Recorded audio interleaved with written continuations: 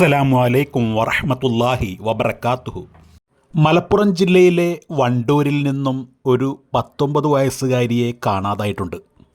അതിൻ്റെ വാർത്ത ഇങ്ങനെയാണ് പറയുന്നത്. വണ്ടൂർ കോട്ടക്കുന്ന് താമസിക്കുന്ന ഫസ്ന 19 വയസ്സ് എന്ന യുവതിയെ 10/7/2024 വൈകുന്നേരം 4 മണി മുതൽ കാണാനില്ല. ഇതിനെക്കുറിച്ച് പറയുന്നത്, ആ പെൺകുട്ടി പോകാനുണ്ടായ ആ ഒരു സാഹചര്യം എന്ന് പറയുന്നത്, ഈ പെൺകുട്ടി +2 പരീക്ഷ എഴുതിയിരിക്കുകയാണ്. അതിനിടയിലാണ് 2 വിഷയം പോയത്.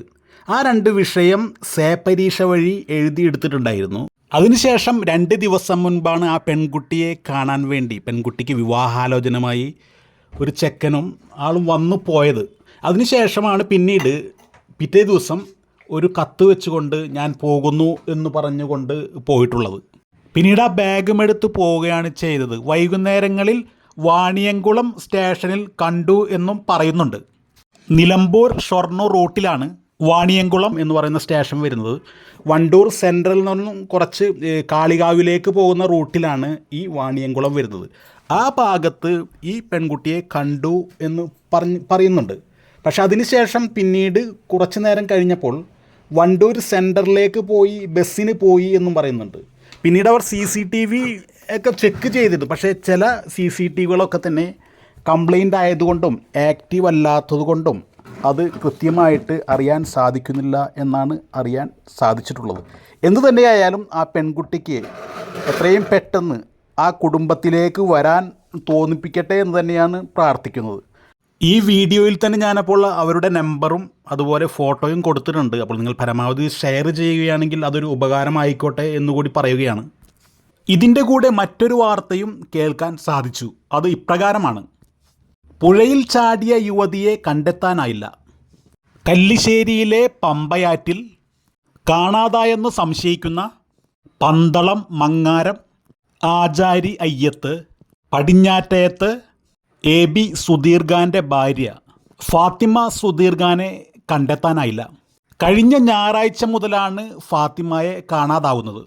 ഉച്ചയ്ക്ക് 1:30 MC റോഡിൽ ചെങ്ങന്നൂർ കല്ലിശ്ശേരിക്ക് പാലത്തിന് സമീപം ഫാത്തിമ ഓടിച്ചിരുന്ന സ്കൂട്ടറും സമീപത്തെ പമ്പയാറ്റിലെ കടവിന് സമീപം ഫോണും പണവും പേഴ്സും ഉൾപ്പെടെ കണ്ടെത്തിയിട്ടുണ്ടായിരുന്നു.